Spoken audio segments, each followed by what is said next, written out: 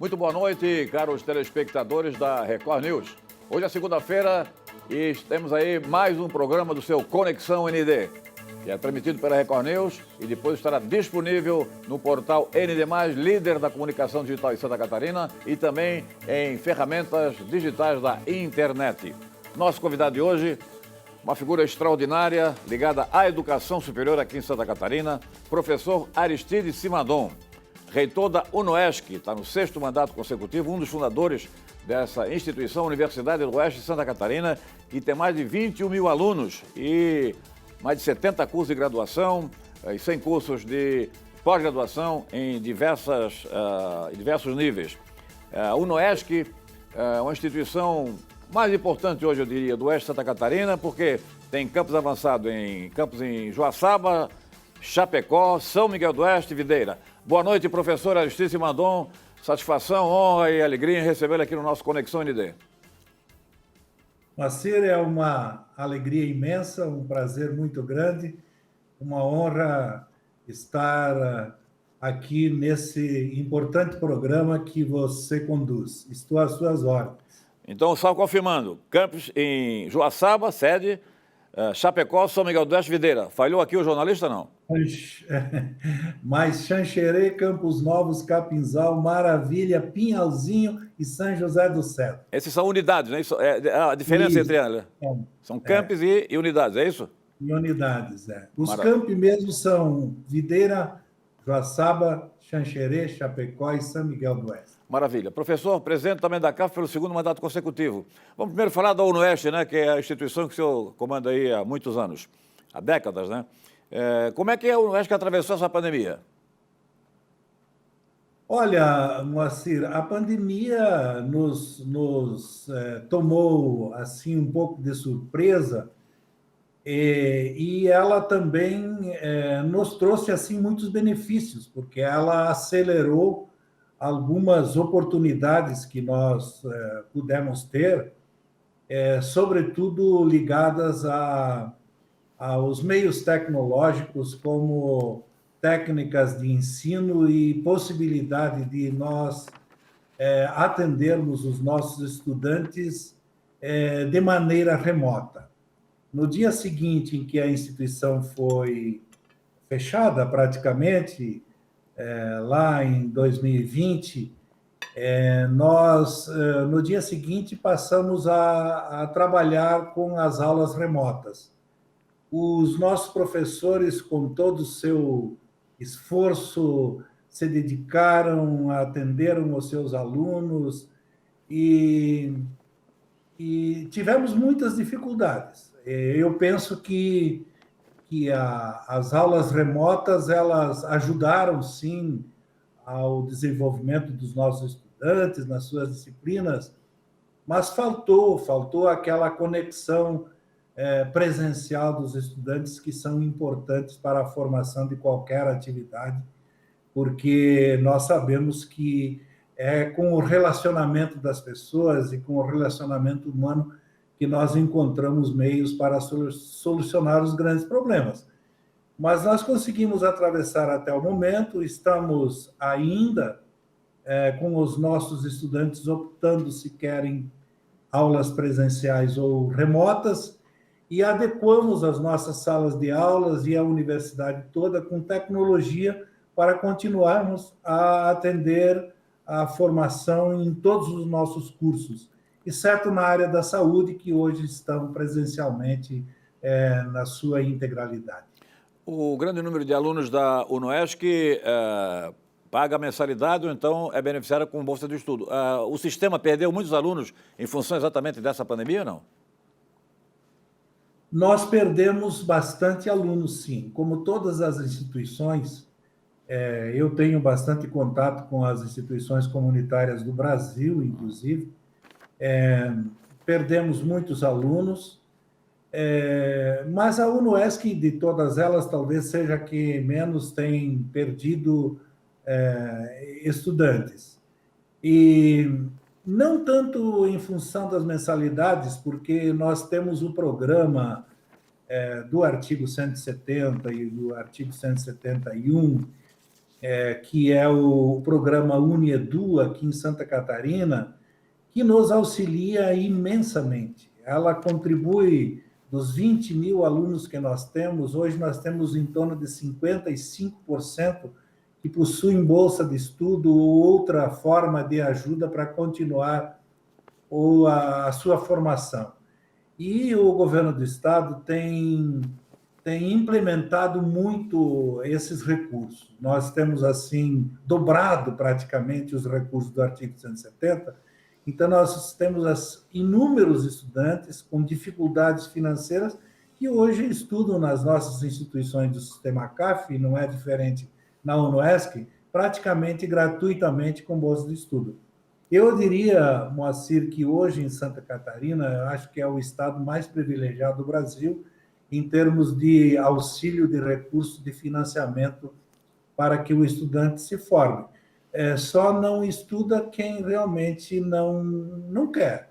Então, a oportunidade é imensa e a pandemia alargou essa oportunidade. E nós sabemos que, após pandemia, o estudante que não tiver uma formação adequada terá dificuldade de ter sucesso, principalmente profissional, no mercado que vai se expandir, penso eu, enormemente. Professor, desses 20 mil alunos, hoje o senhor tem quantos por cento em atividade presencial? São a maioria, os alunos, ou a minoria? Em toda a universidade? Nós fizemos nós demos aos alunos a oportunidade deles optarem. Nós equipamos as salas de aula de forma que o professor, à medida que ele dá aula presencial, ele também possa atender os seus alunos em casa ou remotamente, aonde estiver. Inicialmente, nós tivemos uma opção de 60% para atividades presenciais. Hoje, não chegamos a 30%, que estejam realmente presenciais. Essa semana, nós estamos iniciando as atividades do segundo semestre e estamos avaliando aí a opção que ela gera em torno de 50% praticamente dos nossos estudantes. Professor, presencialmente, né? Sim.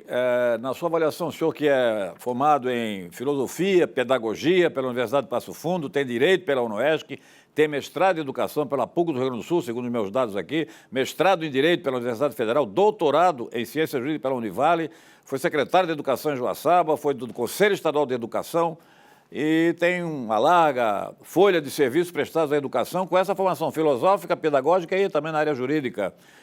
Na sua avaliação, o ensino sai muito prejudicado só com a atividade virtual, né? Eu entendo, Moacir, que a perda de aprendizagem ela é brutal. Não há, principalmente no ensino básico, né? Os nossos estudantes, e até pela cultura brasileira, eles necessitam da presença do professor, da orientação do professor, do encontro com os seus colegas, do trabalho em grupo, da orientação individualizada ou personalizada. Eu estou no Conselho Nacional, nós temos debatido muito lá. A pandemia realmente, no meu modo de ver, e as pesquisas agora que estão começando a sair, elas demonstram que não será fácil recuperar a perda de aprendizagem que as nossas crianças e jovens tiveram, e isso não é diferente no ensino superior, durante esse período de pandemia. Nós não podemos atribuir as tecnologias, embora nós tenhamos continuado a formação por meio das tecnologias remotas e redes sociais, enfim, tudo, elas são importantes, mas elas não são suficientes, eu diria, para uma formação adequada. Não é possível, né, que hoje nós tenhamos a formação de um profissional de alta performance que não esteja envolvido em atividades de laboratórios, atividades práticas, que esteja trabalhando em grupos com soluções de problemas, que não tenha uma aprendizagem experiencial, com estágios acompanhados, enfim. Eu sou daqueles que não acredita muito, não é, que a simples educação à distância forneça uma formação suficiente para profissionais de alta qualidade. Eu penso que ajuda sim, as tecnologias elas estão aí, não há como utilizá-las, elas são importantes, os cenários de aprendizagem certamente mudarão muito a partir da pandemia, mas elas não são suficientes para uma boa formação. Eu penso que as universidades, a presencialidade, a escola, principalmente na educação básica com as nossas crianças, a presencialidade é fundamental para uma formação adequada e, sobretudo, para a socialização, a formação de redes de relações, enfim, o meu entendimento.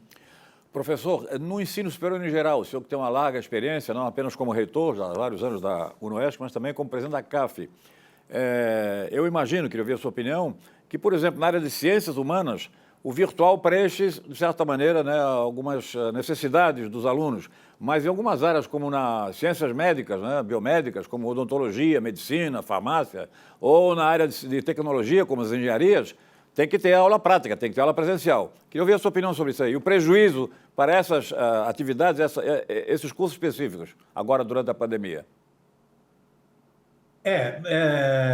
Nós, praticamente, as instituições, principalmente aqui do nosso sistema CAF, as comunitárias, elas mantiveram as atividades práticas, né, presenciais, cuidando do distanciamento, da orientação, etc.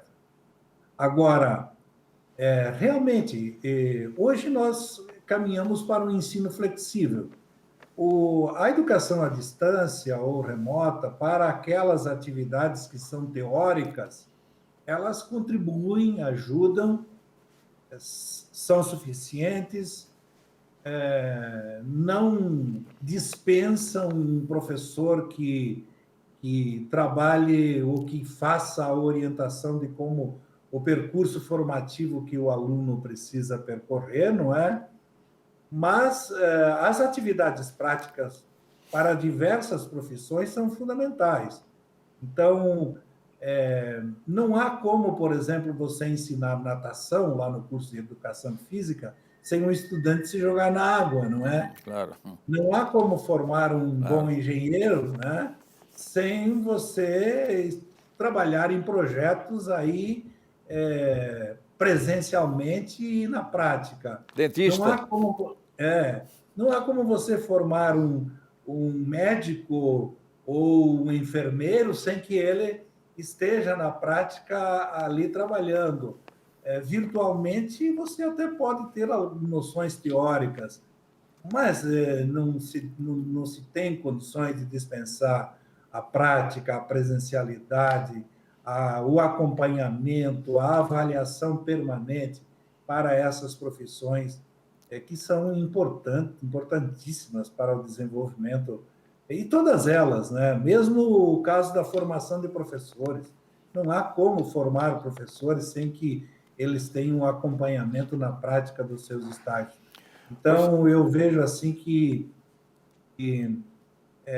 nós temos aí muitos ensinamentos que a pandemia também nos fez avaliar uma porção de coisas, e hoje acho que nós temos uma percepção muito clara de que é preciso se utilizar tudo, não é?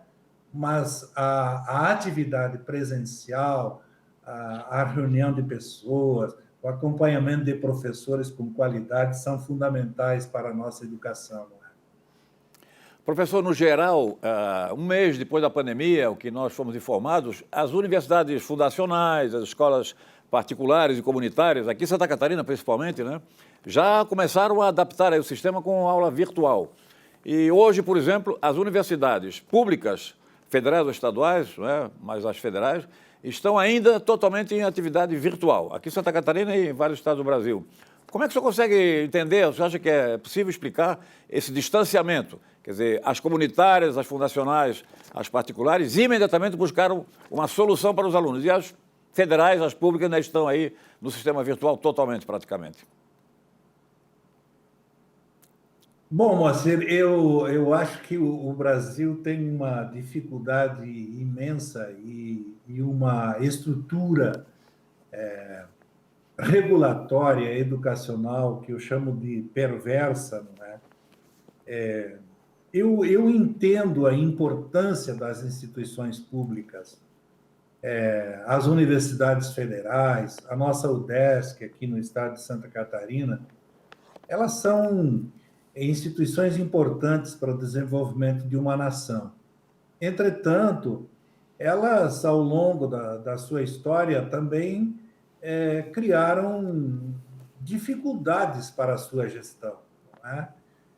São imensos recursos ali despendidos pelo Estado, que são os nossos impostos, eventualmente, mas elas têm uma dificuldade de agilidade da organização em função da própria estrutura organizacional que nelas se criou, se montou, enfim, né? É uma pena que elas sejam tão lentas, não é? Que elas sejam demoradas, porque elas poderiam realmente fazer uma contribuição. Elas fazem uma contribuição significativa, sobretudo na pesquisa, no desenvolvimento do conhecimento, mas nesse sentido de utilizar os recursos públicos, o atendimento com agilidade, elas dependem de decisões de colegiados, de conselhos universitários, que discutem longamente até tomarem uma decisão. Enfim, eu penso que o país, né, todo, nós precisaríamos fazer uma reforma da educação superior muito profunda, não é? O Brasil é um país impressionante, né? Nós temos, para se ter uma ideia, em torno de 100 mil instrumentos regulatórios para a educação brasileira. 100 mil? 100 mil? 100 mil. Aí é impossível, né, professor? É impossível. É impossível. Se você olhasse assim, bom, se a regulação legal ela melhorasse a qualidade da educação brasileira, nós seríamos o melhor país do mundo em qualidade, não é? Então, aqui se regula muito, mas se executa pouco, não se dá muita eficácia à regulação produzida e enfim, falta muita, digamos assim, uma avaliação mais amadurecida e séria por parte do Estado para as instituições, sobretudo públicas. E isso nos leva ao quê? A ter uma educação básica de uma qualidade péssima, né? E uma educação superior pública que gasta muito dinheiro, não é? Em detrimento de uma educação básica de qualidade duvidosa. Não há país nenhum que tenha desenvolvimento razoável se não tiver uma educação básica de muita qualidade. Professor, então, nós teríamos que fazer o inverso, não é? Este é um tema realmente polêmico, é um tema oportuno, necessário que se discuta, mas não se vê muito debate nos parlamentos e até mesmo nas instituições acadêmicas. Eu gostaria que o senhor voltasse a esse assunto em seguida, depois do intervalo comercial, em relação exatamente a essa nossa pirâmide invertida, eu chamo pirâmide invertida, em relação a recursos, sobretudo federais, mas recursos públicos para a educação. O senhor iniciou esse assunto, que é um assunto importantíssimo, eu imagino. Eu gostaria então que o senhor tratasse deste tema e de outros, ainda mais delicados, logo após o nosso intervalo comercial. Voltamos em seguida. Até já.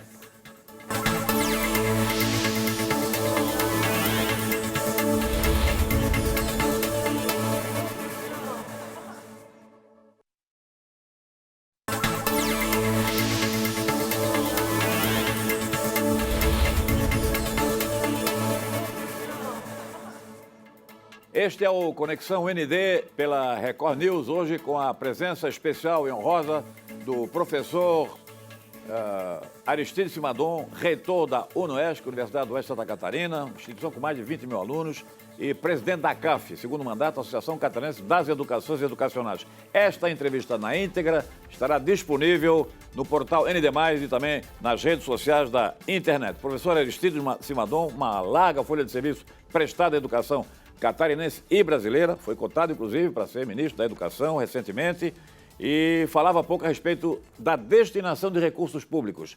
E eu tenho particularmente a posição, acho que os recursos públicos deveriam ser canalizados mais para a educação básica, porque é ali que começa a formação das crianças e das novas gerações. Eu gostaria, então, que o professor Simadon prosseguisse na sua análise, que eu acho muito importante em relação a essa questão polêmica, mas que precisa ser discutida no Brasil. Por favor, professor.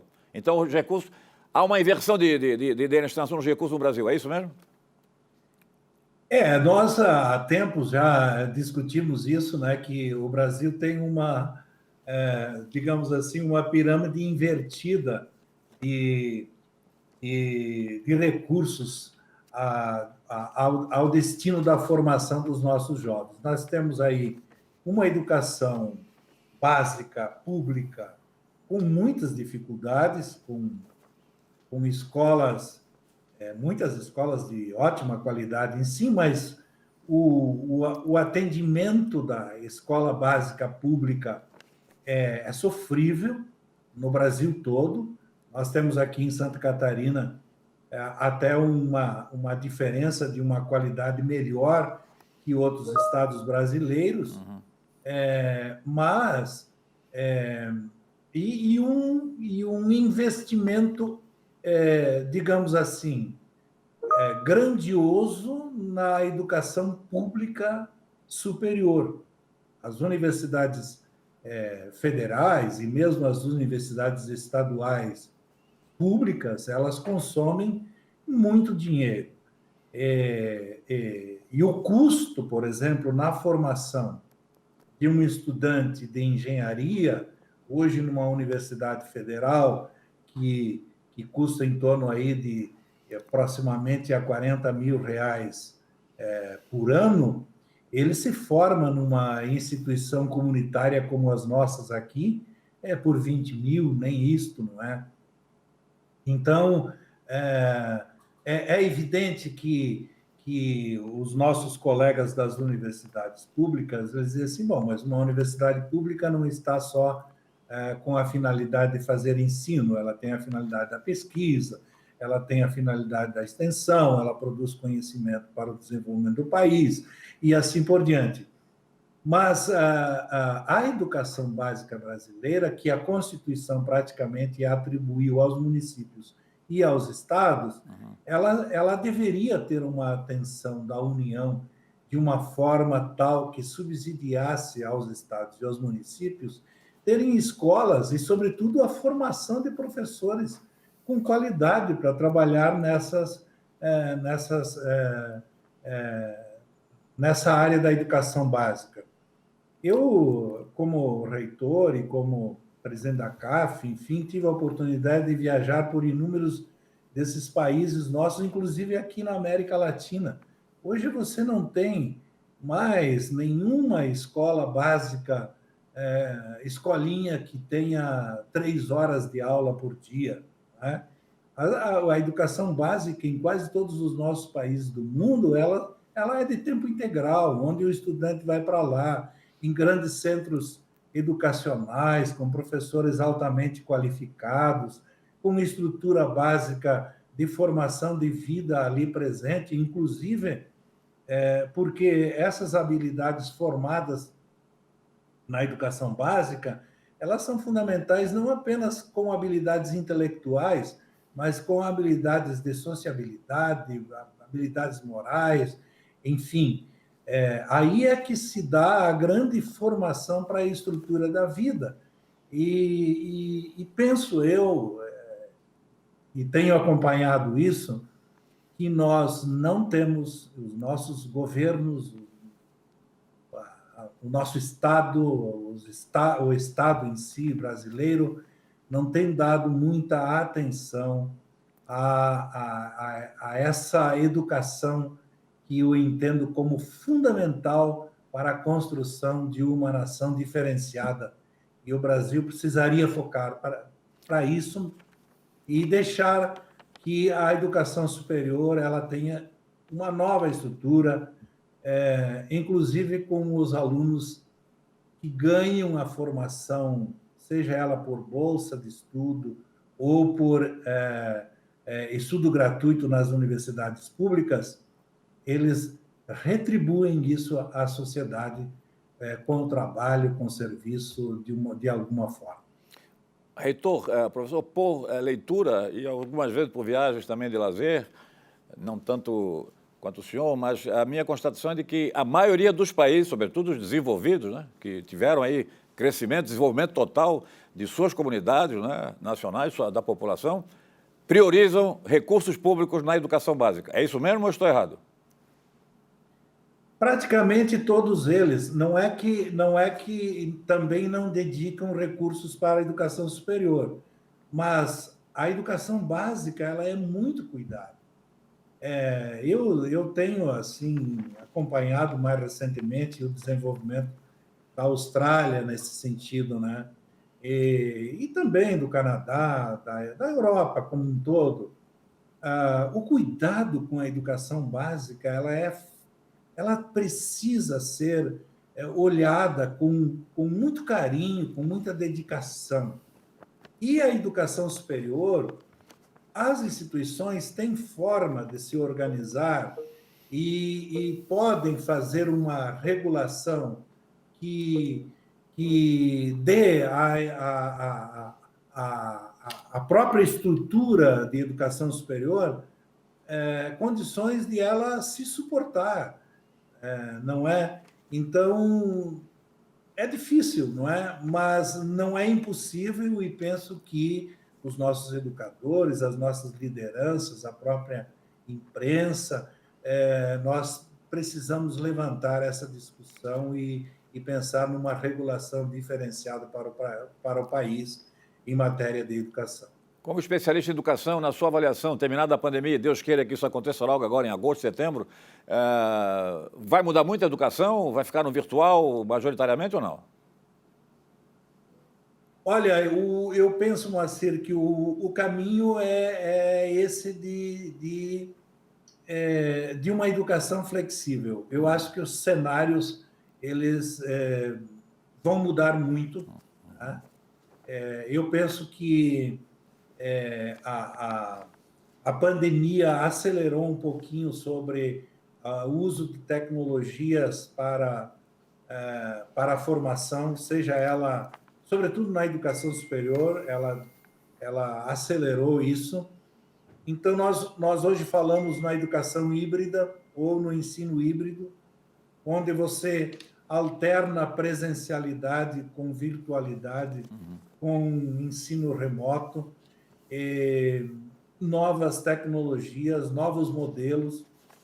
Para isso, nós precisamos também a formação de um professor que compreenda isso, Perfeito. porque os nossos professores foram educados e formados para o uso da sala de aula, não é? A sala de aula ela será importante, sim, certo, mas não será a única para a formação de professores. Penso que as diretrizes curriculares elas deverão mudar. Eu estava acompanhando agora, por exemplo, o México mudando as diretrizes curriculares, criando para a formação de profissionais uma base de 60% de obrigação de atividades práticas e em torno de 40% de atividades teóricas na formação. Claro que em áreas diferentes e diferentes profissões, nós caminhamos muito para isso. Penso que os estudantes virão para a universidade para a realização de atividades experienciais, práticas, e aquelas teóricas eles farão por meio de formação tecnológica, virtual, remota, o presencial como nós estamos fazendo aqui, por exemplo, mas de forma a usar as tecnologias, não se tem ainda um caminho certo do que vai acontecer, não é?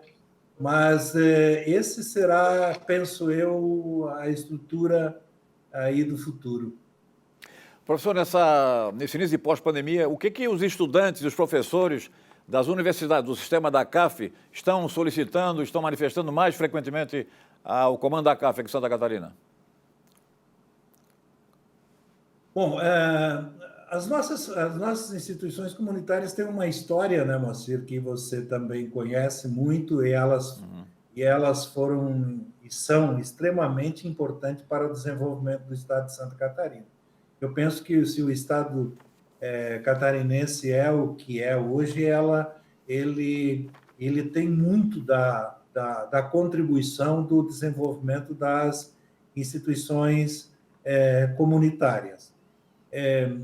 As nossas instituições da CAF, que são instituições regionais, elas também estão se adequando, se modernizando, se equipando, revendo a estrutura de formação de seus professores, estruturando seus cursos e seus currículos para uma formação de cada vez melhor qualidade, e elas têm aí uma estrutura de poder auxiliar os estudantes com bolsas de estudo, com os programas aí do governo, com programas de integração com seus municípios.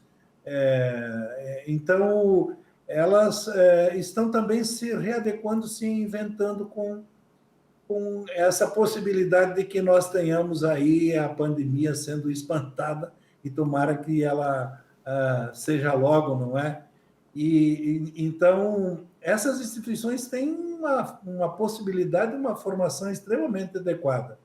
Embora nós tenhamos aí uma tendência dos nossos jovens, né, em buscar facilidades. E aí, se quiserem ter diplomas fáceis, é fazer educação à distância nas instituições que ofertam cursos aí a R$ 49,90 em todas as esquinas aí de Santa Catarina. O governo do Estado está em dia, tem colaborado com a liberação de recursos para a Bolsa de Estudos aqui no Estado, de acordo com a Constituição? Tem, Moacir,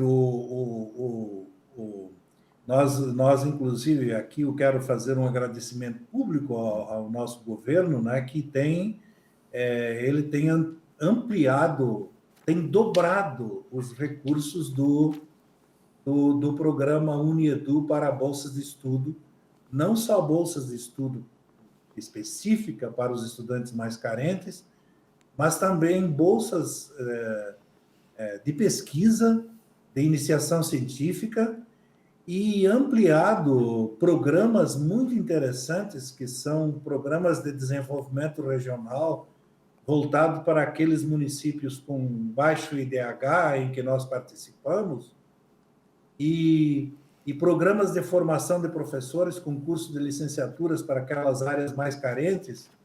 Então, o auxílio do governo catarinense, sobretudo para as nossas instituições ligadas à CAF, está sendo muito grande, e nós somos muito gratos por isso, e penso eu que os estudantes também são. Estamos nos últimos minutos, queria que o senhor desse uma informaçãozinha rapidamente sobre a situação da produção científica no sistema CAF, nas universidades da CAF. É positiva, está crescendo, piorou por causa da pandemia, caiu? Não, a produção científica, normalmente, ela se dá pelos nossos programas de mestrado e doutorado, né, Moacir? O sistema CAF, hoje, ele tem um substancial grupo, né, de programas de mestrado e doutorado que fazem uma produção científica expressiva. E, sobretudo, eu atribuo assim um valor imenso, porque esses programas eles estão muito focados para a solução de problemas locais, regionais, né? Vejo, por exemplo, aqui conosco na UNOESC, a nossa preocupação agora é a gente produzir pesquisas que estejam voltadas à problemática do agronegócio, por exemplo, do defensivo agrícola. Nós temos defensivo, nós não temos biodefensivo, né? Então, é preciso que as universidades se voltem muito a isso, e nós estamos muito focados, né, o sistema CAF. A própria UDESC, que é pública, né, ela tem aí uma produção muito significativa de pesquisa e de produção de conhecimento voltados para o desenvolvimento do Estado. Então, veja que a nossa riqueza, por exemplo, da maçã, da produção do milho, do frango, do suíno, do gado leiteiro e tal, né? Ela tem muito de contribuição das pesquisas feitas pelas nossas instituições. Professor Aristides Simadon, eu estou particularmente convencido há muito tempo de que Santa Catarina não seria esse estado maravilhoso, modelo para o Brasil, em termos de mosaico, né, de desenvolvimento econômico, social, cultural, artístico, né, e de diferentes setores, né, no caso do Grande Oeste, né, vinculado exatamente a esse dínamo da economia que é o agronegócio, não foram exatamente as fundações educacionais, as universidades particulares, comunitárias, que fazem de Santa Catarina um modelo único no Brasil, como o senhor sabe muito melhor do que eu, né? E também um exemplo para o mundo inteiro. Então, eu queria agradecer, sensibilizado em nome do Grupo ND, por sua participação aqui no nosso Conexão ND pela Record News. Palavra livre, 2 segundos para a sua manifestação. Obrigado, Moacir, essa oportunidade imensa. Eu quero colocar as nossas instituições, sobretudo a UNOESC, a seu dispor, a dispor de todos que queiram nos visitar, e muito agradecido, imensamente agradecido por essa oportunidade desse contato, dessa entrevista e dessa conversa. Obrigado, Márcio. Muito obrigado ao senhor por ter aceito o nosso convite. Ouvimos aí uma das maiores autoridades de educação aqui em Santa Catarina e no Brasil, o professor Aristides Simadon. Agradecemos também a sua audiência, o seu prestígio. Entrevista disponível, mais uma vez, em Informar, no portal ND+, e nas redes sociais da internet. Obrigado pelo prestígio da audiência mais uma vez. Uma boa noite a todos, saúde e até a próxima segunda-feira. Obrigado, professor.